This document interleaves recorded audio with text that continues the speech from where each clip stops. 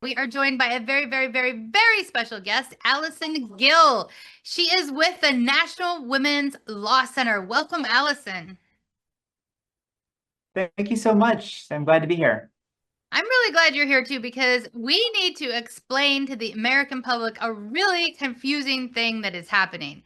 And that is that there is a bill moving forward in Congress called, believe it or not, the SAVE Act, which actually does nothing to save anyone from anything or in any way. It actually is a big voter suppression law. And I'm wondering if you could share, Alison, about why the SAVE Act is the opposite of saving anything and actually is undermining our democracy and undermining our right to vote. Absolutely. Well, the SAVE Act, as you said, is a voter suppression bill. Its proponents say it's about voter ID, but really it requires every person, if they when they go to register to vote, to prove through documents their citizenship. And these documents can be difficult to get and very expensive. So we're not talking about your IDs or even like a real ID. You need either a birth certificate that matches your legal name and your driver's license, or you need a passport. And millions of Americans simply don't have those things ready to go. And more than half of Americans don't have a passport at all, right? Yeah, And so and it's a so really big deal. it's a big deal. So, as somebody whose legal name is Kristen Rao Finkbeiner, you might imagine that that is not the name on my birth certificate. My name on my birth certificate is Kristen Rao, right? My married name is Kristen Rao Finkbeiner. So, if I had to go vote and I didn't have a passport that costs over $120 and just brought my birth certificate, I wouldn't be allowed to vote, right? So we're talking about registering to vote in the SAVE Act. So when you go to register to vote, you're right, you would not be able to, those two documents would not match. So you'd have a real problem. And it's very unclear what would happen. Yeah. Would you be able to register? Would you not? No one knows. It's not in the bill. And so it could very well prevent you from voting. And I'll say this, there's 69 million married women in this country who have changed their names. So it could potentially impact a lot of Yeah, people. yeah. So again, you all, we're talking about me. I love voting. I would go to vote. I would bring my birth certificate. It would say Kristen Rao. My driver's license says Kristen Rao Finkbeiner. People there would say, "What? This is not you." I would say, "Yes, this is actually me. I promise this is me." And you know what? I wouldn't be allowed to register to vote and therefore would be blocked from voting. That's the way the law is written right now. It's ridiculous. Now, there's one way to get around that with the law, and that is to get a passport. Passports cost over $120 and they're kind of hard to get. Like, you have to take time off of work, you have to do a lot of things, you have to take time to get a picture that looks okay. I mean, for me, that might take extra time, but it takes time to get a passport, and not everybody, as you said, can get a passport. Some overall, I think only 50% of people in America have a passport, and I think in some communities, 70% of people don't have a passport. That's right. Yes, Basically, especially people that are younger, for example, or that in more rural areas, or that, are not as wealthy, they're much less likely to have a passport. yeah. So basically, it's a poll tax.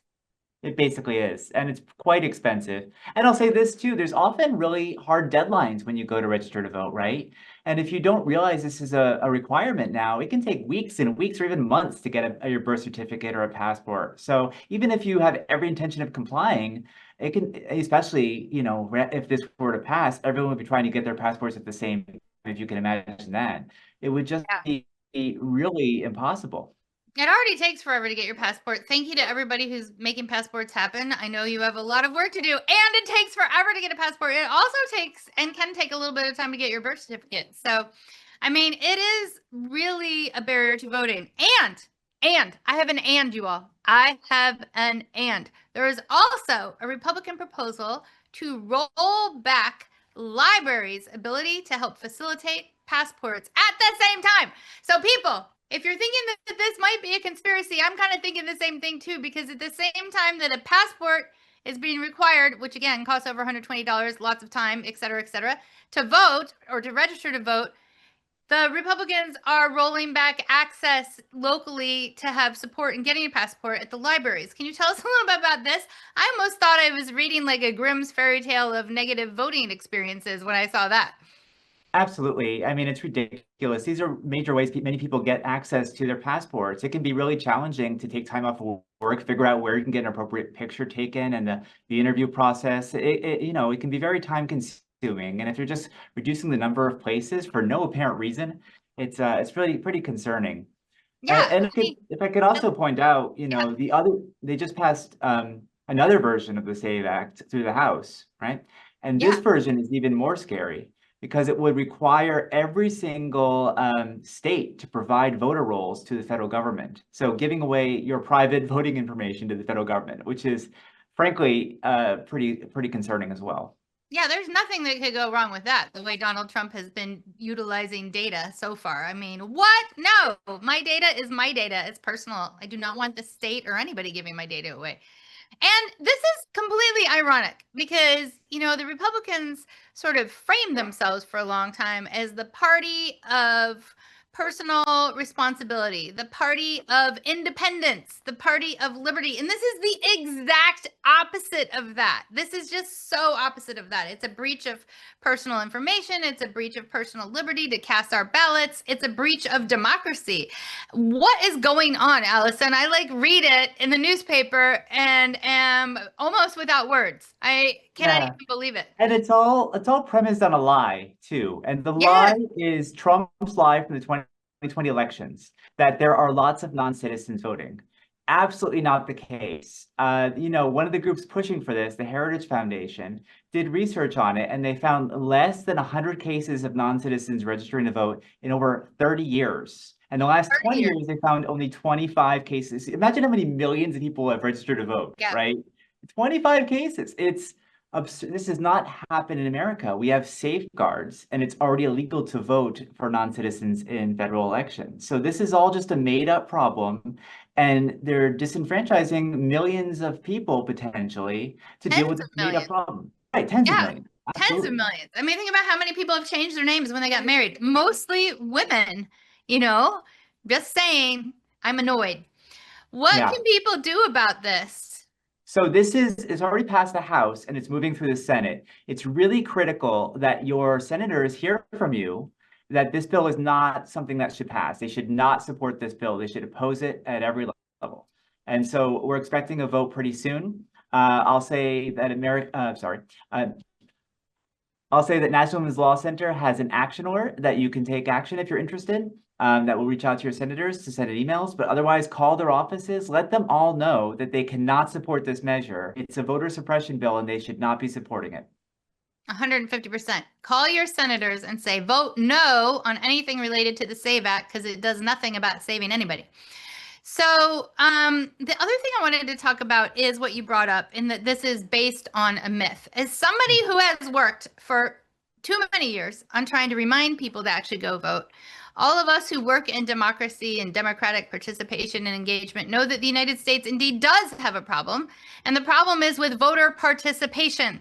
If we had a problem with overvoting, that would be an entire other situation. But in fact, the United States of America has one of the lowest voter participation rates of any industrialized nation or, you know, any country on the planet Earth. A lot of people just simply don't vote. If you're listening, please register to vote and make sure you have a plan to vote. We need everybody voting. But what we don't have a problem with, as you said, is overvoting. And I think I heard you say that in the last 20 years, there's only been 25 cases of potentially people accidentally voting when they shouldn't have been. I mean, that is That's nothing what, compared to the yeah, tens of it's millions of nothing. people who vote. It's so minor. I mean, it's less than, I don't even, it's a fraction of a percentage, right? And it could never be enough to impact an election in this Yes. country. Yes. Never. By But you know nothing, I what? mean it wouldn't do anything. So just for listeners. Yeah. Go ahead. Suppressing tens of millions of votes would impact elections in this country. That would impact outcomes. So they're trying to rig the elections with a justification for preventing it. It's absurd. Yeah, a false justification for preventing it. It is Oh, absolutely. absurd. It's, I don't know, we need to create a new word in the English language for just like so frustratingly, annoyingly absurd that it feels like your hair actually might light on fire. Or you might just faint from trying to figure out how they got this circular logic into trying to sell to America a giant voter suppression program, which specifically suppresses the votes of women and moms. Absolutely. You know, I think what they're trying to do is sow doubt in our elections so that, for example, if they lose, they can say, well, it's because the other side let non-citizens vote and it calls into question everything and they can, they've already seized elections. I mean, seized election materials from 2020 in Georgia, for example. Because we're seeing more and more attacks on our election system. And if they can frame this as, well, we wanted to make it safer and the other side wouldn't let us, it's just one more way to sow doubt in our election system. We have some of the best election systems in the world, very secure and very safe. And unfortunately, they keep trying to poke holes in it. Yeah, it's not okay, people. We do not want holes poked in our democracy. I am not happy about any polls, any holes, any of the things being aimed at our democracy in negative ways. And just again, for listeners and viewers, there is no evidence of mass cheating in elections. We have a very safe, very secure election system, which actually needs more people to get registered to vote and to vote, not to disenfranchise tens of millions of women. That is not the direction we want to go. So we talked about what we can do. That is, everybody call your U.S. Senator, tell them to vote no on the SAVE Act. Yes, yes. Let's talk about National Women's Law Center. We only have about 3 minutes left, but can you tell people about the National Women's Law Center and how they can get involved? Sure. National Women's Law Center. Well, our website is nwlc.org, and we are a national gender justice group. We work in the courts, in Congress, in society to promote values of gender justice in various different areas, including reproductive rights and health and income security and childcare and education and workplace justice and other areas. I'm the director for nominations and democracy, so we work to make our courts equal and fair-minded and try to put good judges on the courts and keep out ones that are biased and partisan. And sometimes we need to remind people about the 3 branches of government, which are supposed to be separate and independent in a system of checks and balances. And we have Donald Trump undermining that right now as we're all watching the headlines go by. So can you just share briefly why the 3 branches of government are important, including the courts? Sure. Well, we have a system based on separation of powers, right? Which means that no one branch can control everything. They have to depend on each other and they check each other so that no one branch is performing acts that are corrupt or illegal. And unfortunately, Donald Trump does not like to be checked. So when the courts say he's doing something wrong, he says the courts are corrupt and blames them. When Congress doesn't do what he wants, he blames them and tries to sort of manipulate them. And when the people try to hold him accountable, he tries to undermine elections. So that's what we're seeing at every level, right? Is fortunately we're seeing the most corrupt administration in history, and we're seeing attacks on the rest of our systems of government, which are really threatening to destabilize it. Knowing what you know about both the history, the checks and balances in democracy that are supposed to be there, and the present with things like the SAVE Act, just full on trying to disenfranchise tens of millions of voters, what is giving you hope? Well, the elections are giving me hope because I do believe they're going to happen. And I do believe that people are going to hold lawmakers accountable who have violence, go through cities, who have let the administration break the law. And I feel like that'll make a big difference. And, after there is more lawmakers in Congress willing and able to hold the administration accountable, I think that there will be less stability for lawbreakers. So I think that's what's giving me the most hope this year. Yeah. So people, the hope is you and your ability to make sure that you are registered to vote and that you have a plan to vote and that you make sure that you vote on your ballot on the front and the back of the ballot if you have a back of the ballot. Because listen, we need you voting. If judges on your ballot, you need to vote for those judges on your ballot, not just for presidential or congressional. Vote up and down the entire ballot. That's needed. That's important. We need all the checks, all the balances, all the people in office that represent us. Thank you so much for being on Alison National Women's Law Center. Thank you. Thank you for having me.